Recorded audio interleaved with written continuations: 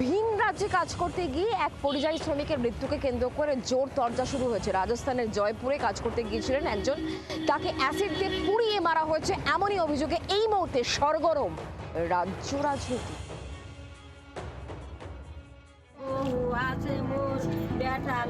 ফের ভিন রাজ্যে বাংলার পরিযায়ী শ্রমিকের মৃত্যু।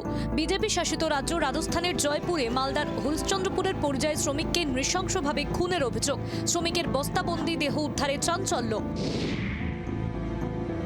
নিহত শেখ শাহান হরিশ্চন্দ্রপুর 1 নম্বর ব্লকের ভিঙ্গল গ্রাম পঞ্চায়েতের খোকড়া গ্রামের বাসিন্দা।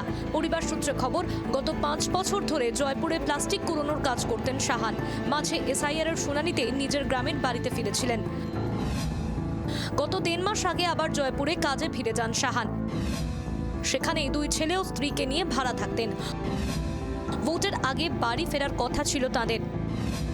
বুধবার সন্ধে ট্রেনের টিকিট কাটতে বাড়ি থেকে বেরিয়েছিলেন। রাত পেরিয়ে গেলেও বাড়ি না ফেরায় দুশ্চিন্তায় পড়ে পরিবার।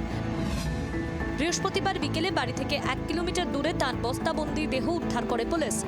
শাহানের মৃত্যুর খবর পেতেই কান্নায় ভেঙে পড়ে পরিবার।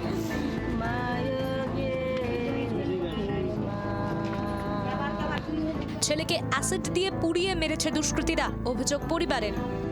সেটাকে মারে একদম শেষ করে দিয়েছে, নালে দেখো মোবাইল গলায় ছুরি। বলছে কি মনে হচ্ছে, মানে তাকে আপনার ছেলে কি খুন করা হয়েছে? হ্যাঁ, খুন করা হয়েছে। কে বা কারা করেছে কিছু অনুমান করতে পারছেন?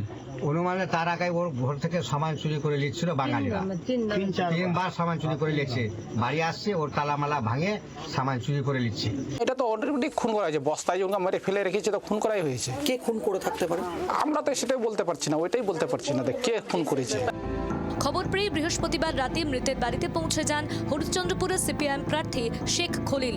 পরিবারকে সমবেদনা জানানোর পাশাপাশি জয়পুর প্রশাসনের সঙ্গে যোগাযোগ করে সেখান থেকে দেহ ফিরিয়ে নিয়ে আসার আশ্বাস দেন। সরকারকে ব্যবস্থা নেওয়া উচিত যে পরিযায়ী শ্রমিকদের ব্যাপারে এমন কিছু ভাবা উচিত যেন কেউ পরিযায়ী শ্রমিক না হয়। আর্থিক কারণে মানে আটকাবে না, আমরা এলাকার আছি, তার যেভাবে হোক আমরা আনার ব্যবস্থা করব তার অর্থ।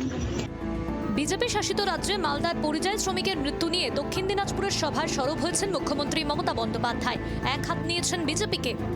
কালকেও মালদার পরিযায়ী শ্রমিককে রাজস্থানে পিটিয়ে মারা হয়েছে, জ্বালিয়ে দেওয়া হয়েছে, তার পরিবারকে তার দেহ দেওয়া হয়নি। আমাদের যারা পরিযায়ী শ্রমিক ভোটের আগে ফিরতে চাইছে তাদের ট্রেনের টিকিট দেওয়া হচ্ছে না। চলতি বছরের শুরুতেই ঝাড়খণ্ডে কাজে যাওয়া বেলডাঙ্গার পরিযায়ী শ্রমিকের মৃত্যুতে বিক্ষোভের আগুন জ্বলে উঠেছিল মুর্শিদাবাদে, জল গড়িয়েছিল হাইকোর্ট পর্যন্ত। তারপরও একাধিকবার ভিন রাজ্যে বাংলার পরিযায়ী শ্রমিকের মৃত্যুর খবর সামনে এসেছে। এই ঘটনা কি এবারের ভোট বাক্সে আদৌ ফ্যাক্টর হয়ে উঠবে, বিশেষ করে মালদা মুর্শিদাবাদের মতো জেলায়?